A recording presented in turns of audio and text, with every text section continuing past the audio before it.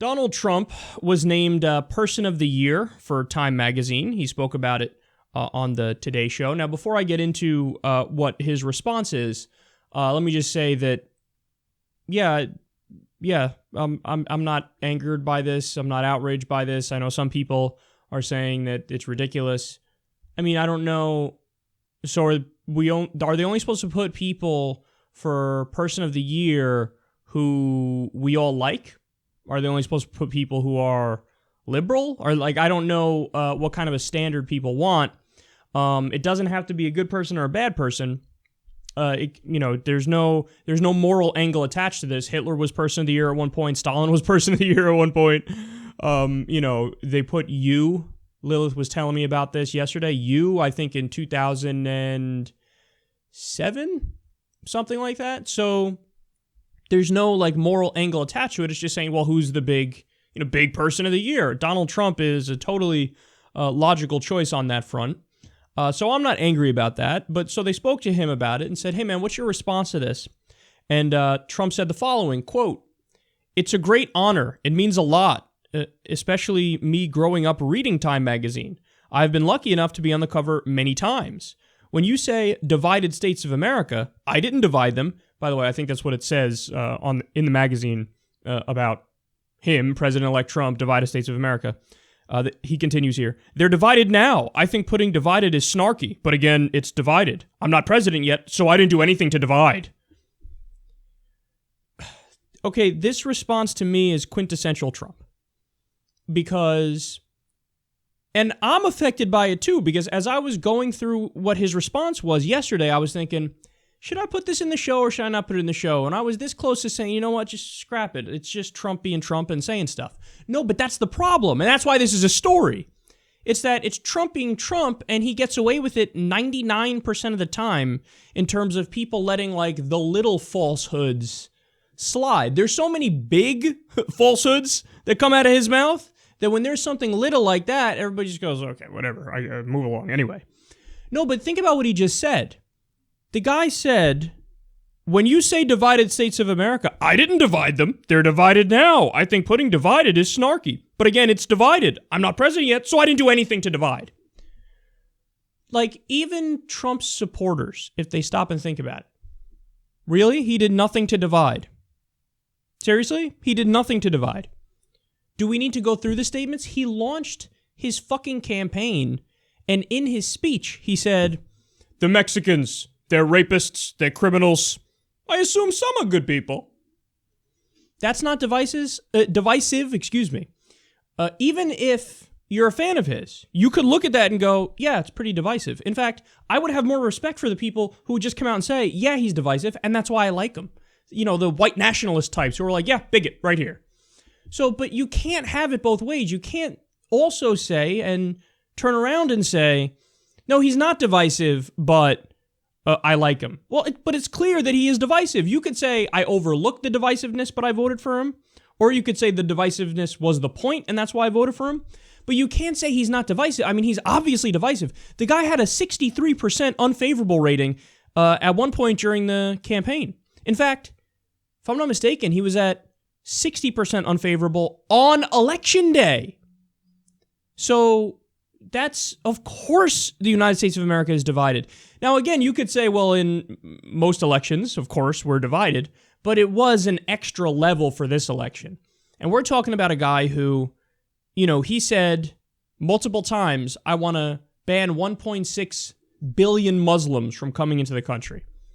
I want to deport all undocumented immigrants. I want to do nationwide stop and frisk, which is, unconstitutional, first of all. Second of all, disproportionately targets minority communities and has a well over 90% failure rate. So they don't get anything, and you're taking away the Fourth Amendment rights of minorities. So all of that stuff is, of course, by definition, divisive. But he just goes out there and says, I'm not divisive. I'm not divisive. Believe me. Tremendous. I'm not divisive. This president is divisive. Believe me. No, but Don, I mean, come on, man. But he says it, and it just goes right over everybody's head, and we're all just like, whatever, that's Trump being Trump. But we shouldn't, because these are little kind of things he gets away with. I feel like that that feeds into the bigger picture of a pathological liar who rarely gets the response that's merited when he's doing his thing. And I'm scared about that, to be honest, because then if he can get away with every little thing he says that is just totally bogus, where's the effective opposition going to be? And again, to me, or the only times I see the media go in on Trump and say, whoa, now we're drawing a line, is when it's stupid, is when it's like he curses. He uses naughty language. I don't like it. That's what you're saving your moral outrage for? I would have more respect if you had moral outrage over this, because it's just so obviously not true. I'm not divisive. What? Of course you're divisive. Of course you're divisive. Of course you're divisive.